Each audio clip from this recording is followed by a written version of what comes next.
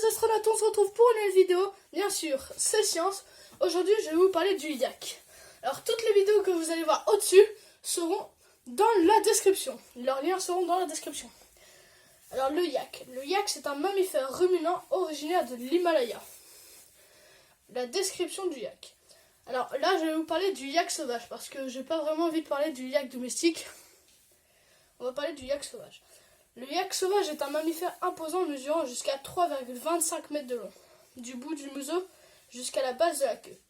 2 mètres de hauteur d'épaule pour un poids allant de 305 à 820 kg. La queue mesure environ 60 cm de long. Le pelage du yak sauvage est brun noirâtre avec des poils longs couvrant la totalité du corps, queue comprise. Tout ça, c'est pour se protéger du froid extrême du Tibet. Les cornes des femelles sont plus courtes que celles des mâles, atteignant seulement 50 cm, par rapport à celles des mâles qui peuvent mesurer jusqu'à 1 mètre. Les jambes sont relativement courtes et ont de larges sabots, qui sont légèrement évasés pour faciliter la marche dans la neige épaisse. Les yaks sauvages sont dotés de grands poumons. Cela permet à l'animal de vivre et de prospérer à des altitudes plus élevées que d'autres animaux. Habitat. Autrefois, le yak sauvage était très répandu sur l'ensemble du plateau tibétain, au nord de l'Himalaya. Aujourd'hui, il ne subsiste que dans les zones reculées de cette région, là où les perturbations humaines sont peu fréquentes.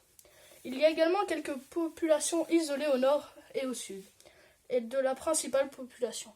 Dans le centre-ouest du Tibet, le yak sauvage vit dans les régions désertiques et froides de la toundra alpine, notamment dans les régions montagneuses inhabitées entre 4000 et 6000 mètres d'altitude. Ces régions sont soumises à des températures tombant en dessous de moins 40 degrés. Beaucoup de grêle et de neige, des lacs salés et une végétation clairsemée. Le yak sauvage passe les mois les plus froids de l'année à plus basse altitude, mais se retire dans les régions plus élevées au cours de la période plus chaude entre août et septembre. L'alimentation. Le yak sauvage est un herbivore dont le régime alimentaire se compose principalement de diverses graminées, d'arbustes, de plantes herbacées qu'il trouve sur le plateau tibétain. Il lui arrive également de consommer des lichens, des mousses et des arbres. La toundra offre essentiellement des hautes herbes en été. En hiver, les ressources accumulées et les mousses sont les seuls apports nutritionnels. La reproduction. Chez les yaks sauvages, mâles et femelles passent une bonne partie de l'année dans des troupeaux distincts.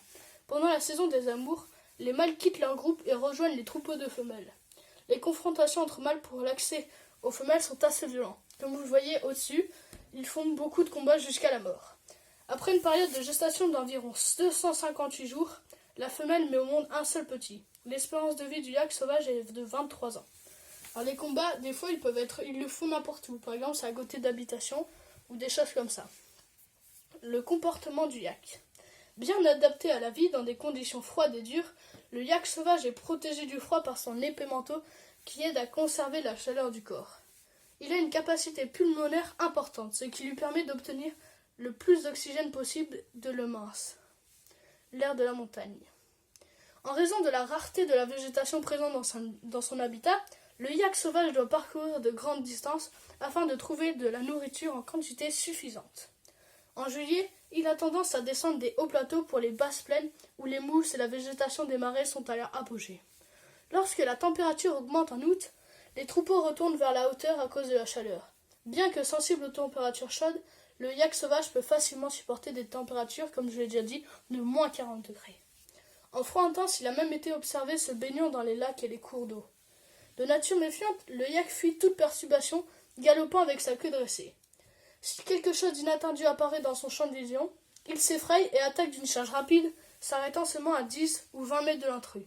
En dépit de son aspect malandroit, le yak est un excellent grimpeur en montagne. Comme vous l'avez dit avec le taquin, tous les deux, ils ont un aspect très maladroit, mais ce sont d'excellents grimpeurs. Le yak sauvage a tendance à se rassembler en troupeaux, en particulier les femelles et les jeunes. Ces groupes sont généralement composés de 10 à 30 d'animaux. Menaces. Le braconnage, notamment pour le commerce de viande, est considéré comme la menace la plus importante pour le yak sauvage.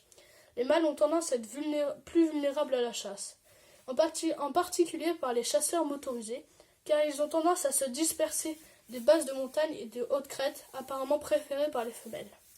L'augmentation des troupeaux de bétail et l'augmentation de L'intensité de l'utilisation des pâturages fait fuir le yak sauvage et finalement réduit la disponibilité d'aide habitat. Le statut de conservation. Le yak sauvage est inscrit dans la catégorie vulnérable sur la liste rouge des espèces menacées de l'IUCN. Le yak sauvage est menacé d'extinction. Savez-vous que, bien que la population totale de yaks soit estimée à 12 millions d'individus, la plupart d'entre eux sont des animaux domestiques. Leurs homologues sauvages sont de plus en plus rares. Le yak est l'un des animaux domestiques les plus importants du Tibet. En effet, le yak assure le transport de la viande, du lait dans les régions montagneuses. Ces excréments, une fois séchés, sont utilisés comme combustible. C'est-à-dire qu'on utilise ces excréments pour faire du feu, comme nous on utilise du bois. Merci à tous les amis d'avoir regardé cette vidéo. Je vous demande de vous abonner et d'appuyer sur la cloche et de mettre un pouce bleu.